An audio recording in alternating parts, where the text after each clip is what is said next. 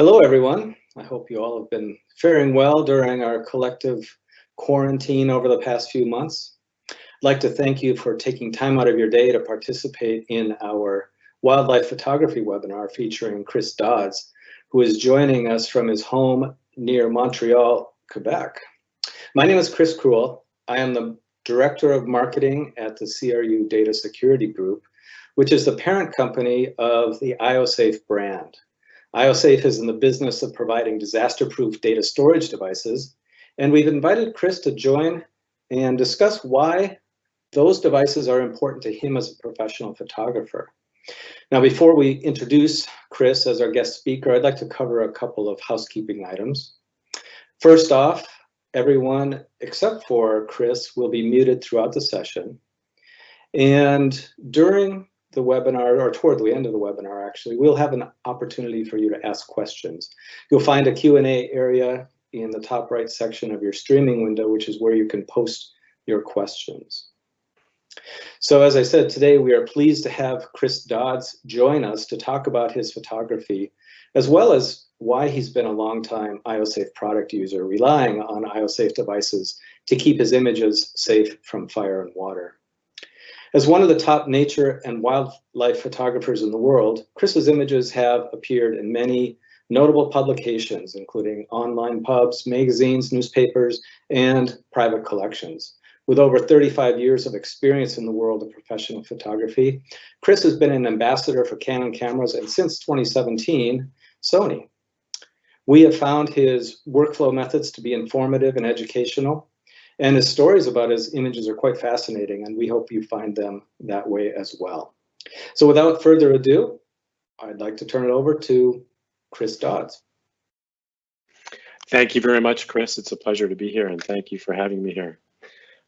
So there's you can see a picture of me there with proudly displaying the IOSafe Solo Hawk. There's an IOSafe Duo in front of me, and to my right is the IOSafe 1513 in this case, which is, we can show the next slide. And this is a bit of the workflow I use for these foolproof storage devices. They're really indestructible. The Solo Hawk is the smaller one on the left-hand side of this screen. And this is a general picture of the overall workflow from in the field, photographing with the camera, saving the images from the camera onto a SDXC card. And then from there, when I get back to the hotel or home at night, it goes onto the entire compact, or the SD card is copied onto the Solo Hawk. And that's where I'll do the culling. So with 20 frames a second, these cameras that are capable of doing 20 frames per second, you tend to get a lot of images when you're photographing things like this puffin flying. And so what you want to go through all the images and select the best ones, the best wing position, the best head position, and delete the rest. And I try to keep up with that in the field at night while I'm on the trip. So that all happens on the Solo Hawk. And that is fire, it's indestructible, you can crush it. When I get back to the office, with the laptop, I'm transferring the images onto the IOSafe Duo, which is in the basement studio. That's waterproof and fireproof. So if you think about having a fire, even in the kitchen, and the fire truck shows up and fills your house with water, there's no worry or concern about the images that are on that device. And then as I work on those images and they become the family jewel images or the master images, then they're archived on the IOSafe, the NAS, network attached storage. So that's attached to my home network here, and I can log into that from anywhere in the world. And I should also say that the last two I was talking about, the IOSafe Duo and the IOSafe, the NAS unit, the 1513,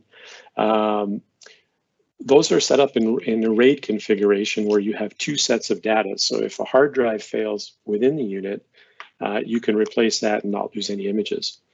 And in its final resting state, that final NAS, network attached storage device, is mirrored onto the same unit, which isn't fireproof or floodproof, which is a Synology unit, which is basically the inner guts of the IOSafe product. So I think I want to hit a bit ahead of myself because we do have separate slides for this, but we can go through and just review. So from the field, the card of images is copied onto the Solo Hawk via the laptop. And then I get home with the narrowed down collection of images where I've deleted the things that are, less desirable poses or, lesser images.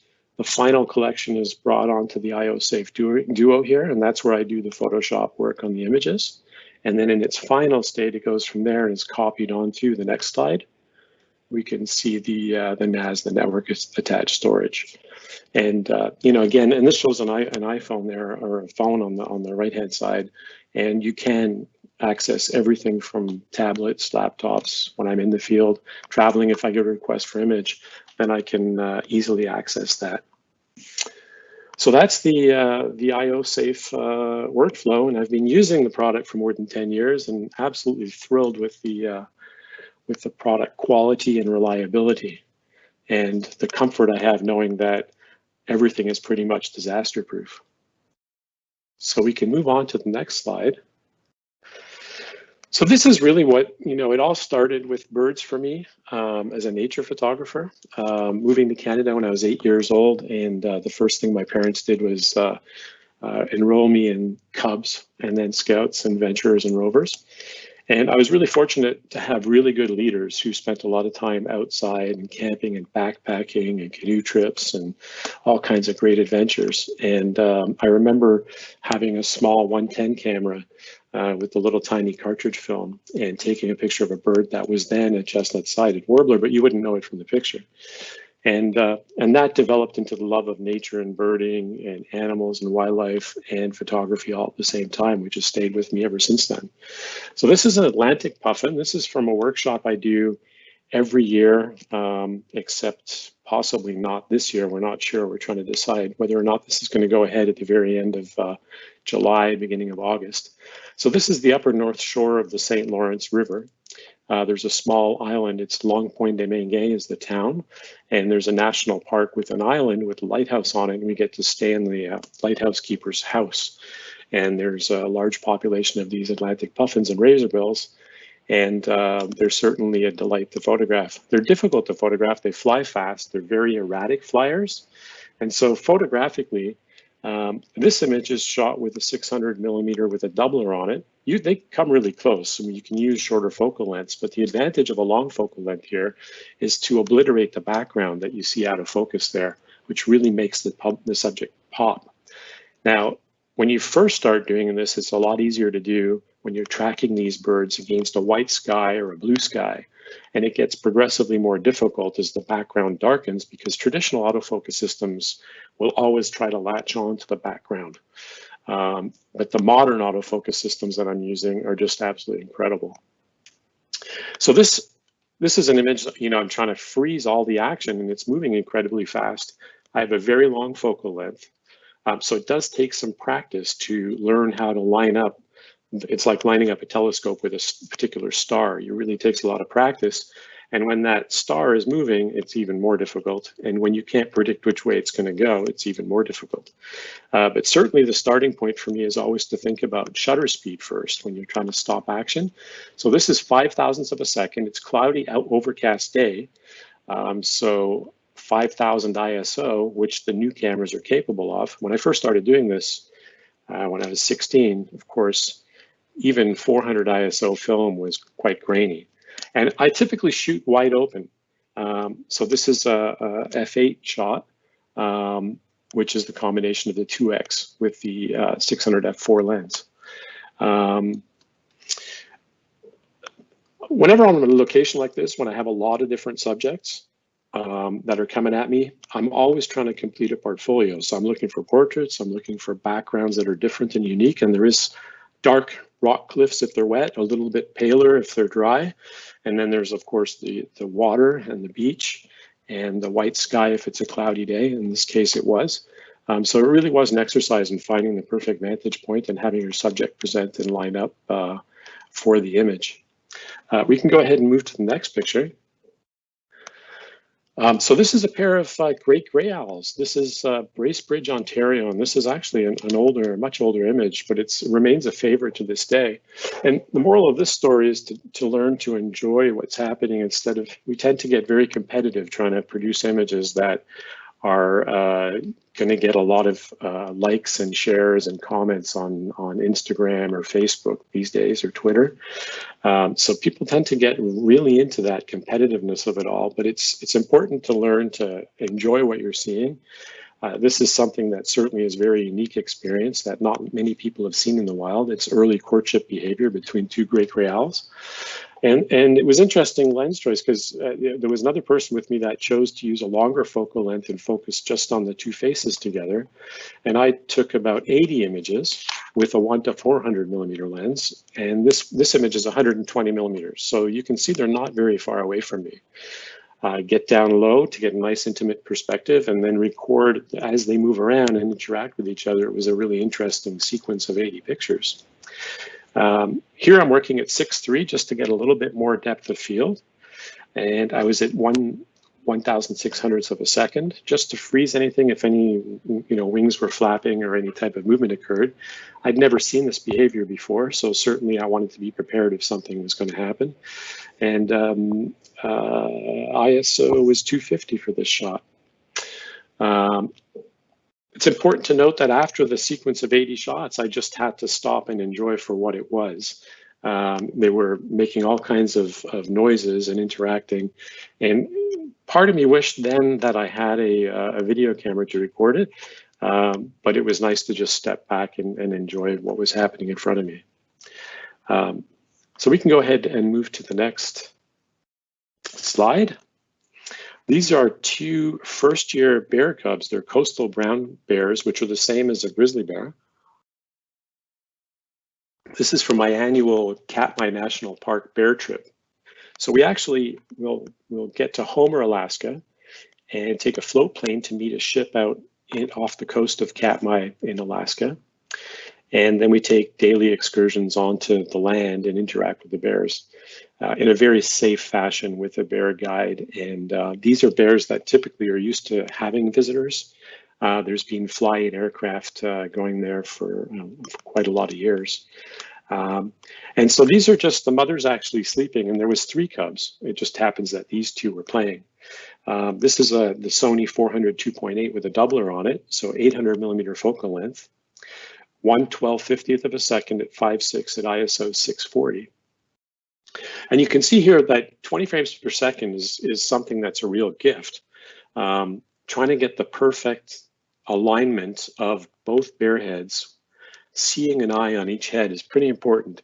If one of those bears, if you didn't see the eye, it really isn't as good an image. I'm always down low trying to get at eye level or below it to really produce something that's intimate and gives the perspective of a really intimate experience. And in this case, there was a group of photographers with me on the workshop, and we were thrilled to all have images like this. And these cubs probably play for 20 minutes at a time and do all kinds of crazy things. And it's a lot of fun to watch them. You can see that the background is near, but by shooting wide open, I have achieved some out of focus grass in the background. And then shortly after this image was made, they wander off into the longer grass and have a nap and then nursed. And they nursed so close to us that mother actually came to our group, and they were nursing so close. I didn't have a wide enough lens, so I got out my phone and recorded a short video of it. So that's another special moment that you just sit back and enjoy. And they grew up to be those monster grizzly bears that you always hear about. And they're called coastal brown bears because they live on the coast, and there's a bigger and more abundant, diverse food source for them to be a little bit bigger and meatier compared to the grizzly bear. So we can move forward. Crested auklet. This is one of my favorite birds to watch. It's sort of the Liberace of the bird world to me.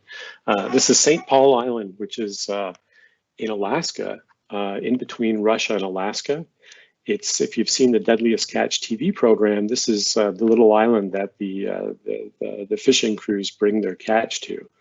And we actually eat our meals in the cafeteria of the fish processing plant, where they process all the crab and the fish. So it's a really cool place to be. And there's a lot of really cool, unique birds there. And so here, this is a 500 f4 with a doubler on it. I've opened up to f14 because I'm working at minimum focusing distance. One of the cool things about working with seabirds that are on a cliff, this is a bird that's sitting on a ledge on a cliff below me. I'm actually standing on the cliff edge, pointing down with my lens. And as I stick my head out over the edge, the bird will stick its head out and give you all different poses and say, hey, you know, what's going on? Whereas if you just walk up to the cliff where they are, of course, they're going to fly away. So it's quite cool to be at that perspective. So working with, you know, at minimum focusing distance, the closer you are to minimum focusing distance, the less depth of field you have. So here I'm shooting at f14. I'm at 1600 ISO, and I've dropped my shutter speed to 1/160th of a second to achieve that combination of bigger depth of field and trying to lower the noise at the time. And then I took a whole sequence of pictures, and I probably took 500 or 600 pictures, and this was the best head angle with the crest. And the dark background here is actually, there's dark volcanic rocks quite far below me.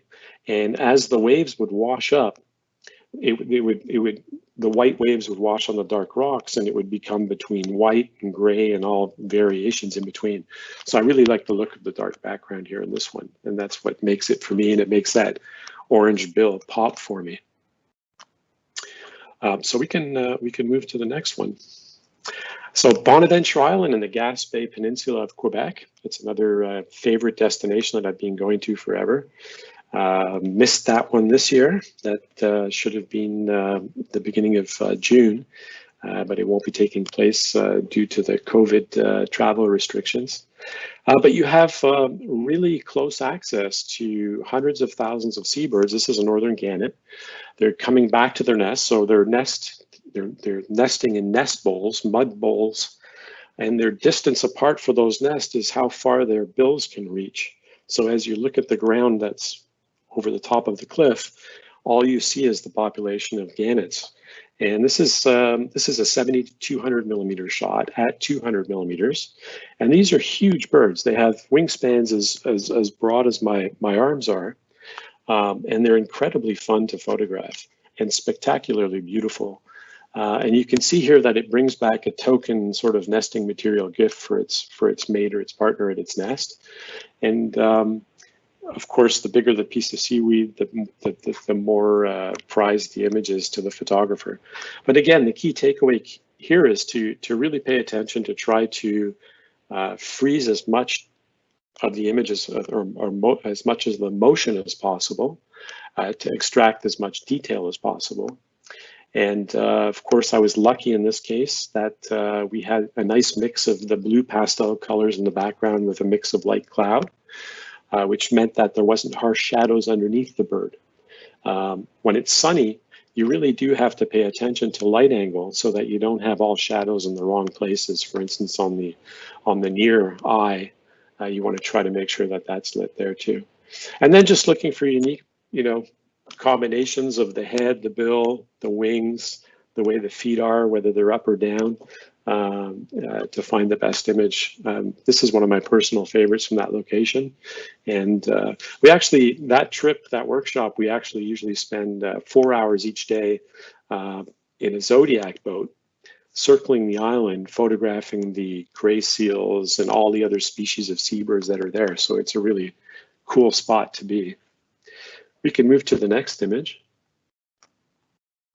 So this is Homer, Alaska. Every March I do a bald eagle workshop, and most of the images that get the most reaction online are, of course, action images.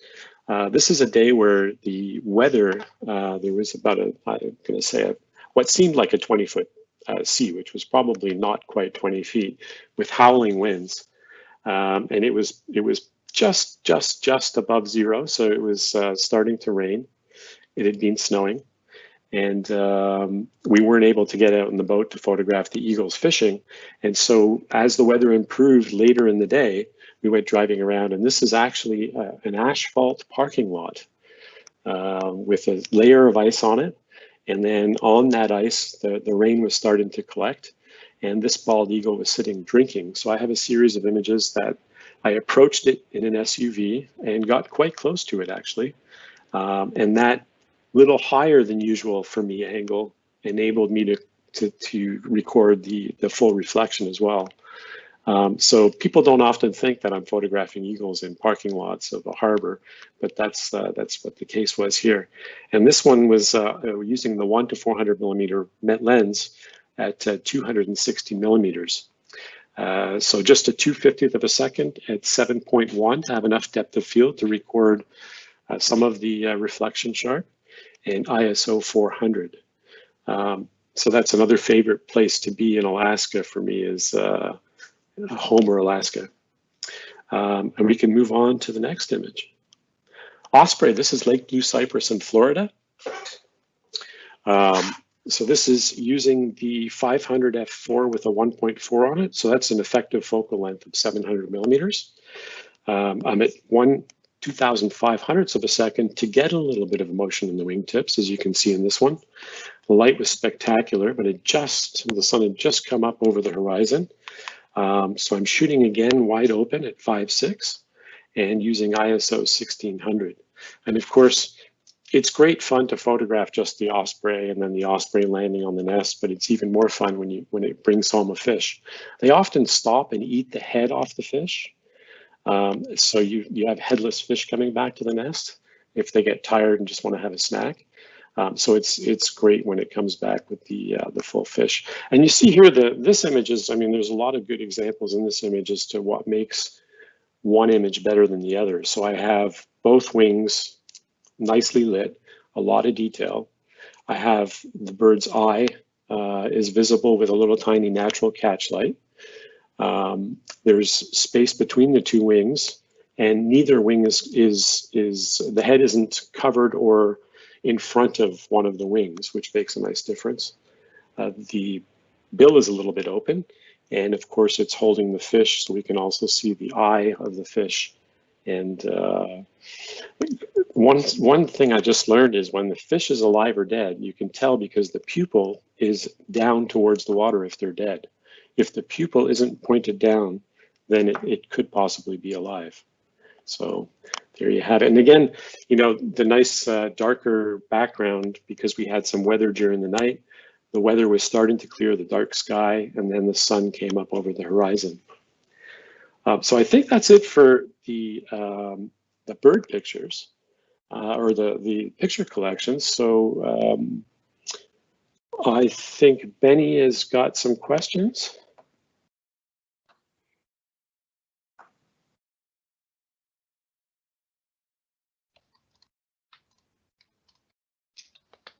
Alrighty. Yeah, so looks like we're open for questions now. And so if anyone has any, that would be great. One question as I was listening to it was, man, thank you again, Chris, for all of the information that you've provided. And so one question that we had was, in your experience, what makes it worth it to go out and enjoy the scenery as you're taking these wonderful photos? I think it's not only the image. Of course, you're going out there to achieve something that is going to impress everybody, including yourself, something that makes you happy when you get a great image. But part of that is learning the bird behavior, the animal behavior, even weather. And if you're photographing landscapes or waterfalls or whatever you're photographing, there's a lot of things that you can learn. If you're photographing insects, if you go out all the time to do it, on a day where it's too windy to actually make images, you can learn how to perhaps make a wind shelter around the vegetation the insect's on, or you can learn about the insect and just put the camera aside. So with birding and animals, When the light is harsh, I'm still out there looking and learning the behavior, where they might be, where I might find them, so I can go back when the light is nice. So there's a lot more to it than just actually coming home with bragging rights to a great image. It's really, to me, experiencing it, living it, loving it, and that's all going to make you a better photographer. So one question I have is how long, or how much time do you spend during a typical year outdoors in the backcountry or even the front country practicing your craft? So I'm quite fortunate that in an average year, I'm traveling 250 days a year, where I'm out there photographing or teaching, leading workshops, which is also photographing, and teaching as I go. And then of those remaining days, I usually get to travel, and we take off in an RV and go exploring and looking for new locations and subjects and photographing. And then there's days, honestly, there's days where, you know, I'll one trip I didn't do this year was the beginning of May. I usually drive to Point Pelee National Park for spring migration on my birthday every year. So I get up at 2 o'clock in the morning and I drive for 10 or 11 hours. And then I get there and it's always a, do I grab the camera and go birding, or do I just go birding? So sometimes I'll just pick up a pair of binoculars and go birding, and that'll give me an inventory of what is where in the park for the next day when the workshop starts. Other years I'll pick up the camera and I'll go and I'll find a nice influx of warblers and or songbirds and just stay with them till sunset. So it just depends on the mood you're in and what lighting conditions and wind conditions and whether or not there's abundant subjects or not. Cool. Yeah. Well, it looks like we have some questions trickling in. So if you don't mind, I'll start going through the list here. Sure. Yeah, so Michael asks, are there any concerns with autofocus when you are using a 2x converter or something similar for your birds in flight images? That's a good question, Michael. And it depends on the camera you're using, because the newer generations of all brands are greatly improving both the 2x, the piece of glass that we put between the lens and the camera, which is it multiplies the focal length times 2 or makes the image twice as big for the camera. So they're all, the optical quality is getting better, the autofocus systems are getting better, and it does definitely present a challenge with some cameras. And the way you can negate that and work with that is to learn what the limits of the camera are, like I used to do. So for instance, that first picture of a Puffin, if you're trying to achieve that and you're working with a combination of a lens, teleextender, and camera that are giving you difficulty, not reacting quickly enough or not acquiring focus on the subject fast enough for you to be able to follow it and get the image, one of the workarounds I would use, for instance, with a Puffin is I would set myself up a certain distance from the edge of the water. The Puffins are going to fly in over the water towards me, towards the cliffs behind me. And the distance I am from the edge of the water would be how far away the subject should be to get an image with the subject big enough in the frame to make an acceptable image, right? You don't want the bird to be too small or too close where you lose focus. So between each attempt, what I would do is I would achieve focus on the line on the beach meets the water. So I'm pre-focused at that distance that's optimal to have the subject big enough in the frame. And then I'm ready. I lift up the camera and I don't activate the autofocus just yet. And I'll pick up a camera actually to show you. So while I'm doing this, and that background thing is happening. So let's put this in front of me. So basically, I point the camera at that line where the water meets the beach. I press to activate autofocus, and I get autofocus confirmation that I'm sharp. And then I take my finger off the trigger, and then I'm waiting. And as I see that next Puffin come through, now I'm ready, and I point. And by the time you line it up, and that Puffin gets close enough, now you're much closer. It's much easier for the camera to acquire autofocus and to give you a sharp image. So that's a workaround for you. Some of the newer Micro Four Thirds cameras are really great, but one of the challenges is working with 2x extenders.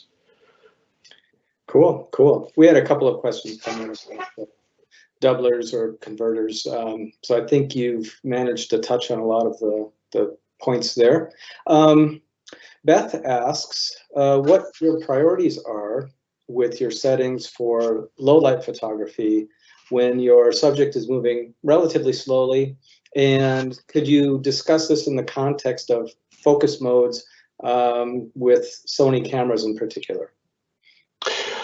Yes, so challenges, low light photography. So there's a lot of photographers, and keep in mind, I come from film and I learned photography and slides and film, and we were really restricted on quality of image versus ISO. So the higher the ISO, very often the image became unpublishable.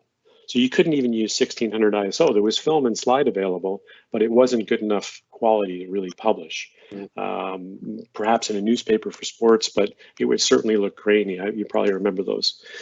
So autofocus system, actually the Sony autofocus system I'm using now, and that was the reason I switched brands with the mirrorless camera. And one little tidbit of information when we were talking about photographing songbirds earlier, the mirrorless camera makes no noise at all if you have the audio cues turned off, so you don't scare your subjects away. But the Sony autofocus system is incredible. So I'm using the new tracking modes, and I'm finding increasingly the more people I talk to, the more we sort of figure out something that works for us, and we sort of declare that to be the be-all, end-all, sort of like which brand of camera you use or which brand of car you drive. And so with that tracking, I find different people are having different success rates with different choices within the tracking mode. So you just have to try and work with it and practice. And one of the things I didn't talk about, but I think is pretty obvious with my images, particularly with birds in flight, and it relates to an earlier question you were asking about the time in the field. If it's bright light and I got nothing to do and I'm out there with time, even if it's just gulls in awful light with the wrong lighting conditions and awful backgrounds, I tend to practice acquiring and following erratic moving subjects. So things like barn swallows or purple martins coming back and forth to a nest, they're really, really hard to follow. So of course, I spend a huge amount of time practicing, and that'll help you learn how to work around if you have an older camera with a less capable autofocus system, or a new camera and you're learning your way around the menu system and how to set up the autofocus for yourself. There's a lot of different parts of that menu system in these modern cameras. So there's a lot of chapters, if you will, from the autofocus to exposure. Speaking of the autofocus, how responsive is the autofocus system? So I have my camera set counterintuitively. For instance, in one setting is designed so that if you're tracking a football player and another player gets between you and that subject, it stays on the original target and lets that new subject, the new person, come and go from the frame while staying locked onto the first player. So with bird photography, a lot of people think that that is the right setup. What I do is the opposite. I want my autofocus to be really reactive when something new enters the frame, and that helps it acquire something when I'm, there's 50 birds flying at Bonaventure Island, all those gannets are coming in on a windy day. The windier it is, the more birds are landing. I want it to be able to get whatever I'm pointing at. And I'm going to change my mind very often as I see better opportunity present. And so that's one of the tricks. But that's all practice, and that's all, learning your way around different settings and trying them all. But definitely you want to set yourself up in the tracking modes. Okay, excellent, excellent. So yeah, it's practice, practice, practice. Again, getting to know your camera, whether it's Sony or some other brand, is what I'm hearing here. So let's see. Mr. or Ms. Anonymous asks, do you travel overseas? If so, do you have a favorite country to visit for your photography? And I think you've touched on some of your favorite other spots in North America, but maybe overseas if you've had a particular experience you'd like to relate. Sure. So my circuit of workshops right now, it tends to be North America, and I guess that's a good thing with the COVID-19 that's happening right now, as far as my liability on trips goes. But I've certainly done a lot of other trips and a lot of other travel. And as you were saying that one, and it's a good story too, so I'll talk about Zambia. Zambia and South Africa. When I was a kid, I'd seen I think it was I don't think it was actually National Geographic. I think it might have been a Nova on public broadcasting TV about the Kansaka straw-colored fruit bat migration, where a couple of million straw-colored fruit bats come back to roost every morning in this particular part of forest. And they were so big and heavy that they actually break all of these branches off these trees that they roost on. But more importantly is the Zambian sun, that really fireball red sun comes up over the horizon. It goes dark, and there's 2 million bats with 2-meter wingspans, comes back to roost, and it darkens the sky. So it's something I'd always wanted to see. So I did a South African trip, and we ended in Zambia, and with this spectacle in front of us. And admittedly, when the sun comes up, and you see, really the sun was starting to rise above the horizon, and there was only one bat, and another one, and then another one. And then that pace kept building. And once that full sun was above the horizon, but it's still a spectacularly red sun, that's when the sky filled, and it actually did go dark as night. It was quite impressive and remarkable. So there's one location for you, but there's so many different places in the world that are spectacular. Yeah, it takes more than a lifetime, I'm sure. So a couple of quick technical questions. Alex would like to know what speed of SD card you usually use, and also, do you typically shoot compressed or uncompressed RAW with your Sony cameras? Good questions. So let me explain first the cards. So this is it just happens to be 300 megabit per second read and write speed. And let's see if I can place this in a way so you can see it. So that's actually happens to be a Sony card. And I use 128 gig cards pretty regularly. So 300 megabit per second read and write speed cards. And that, I like the 128s because I have, there's such small cards. When I'm photographing in a marsh or in the snow, I don't want to be changing a card and risk dropping a card and losing the images. So I choose to just leave them in the camera until I get back to the car or home base. Compressed, uncompressed. So that's an interesting question. That's a really good technical question, actually. So to achieve 20 frames per second with this camera, I have to shoot in compressed RAW. What are the disadvantages? There isn't many disadvantages most of the time.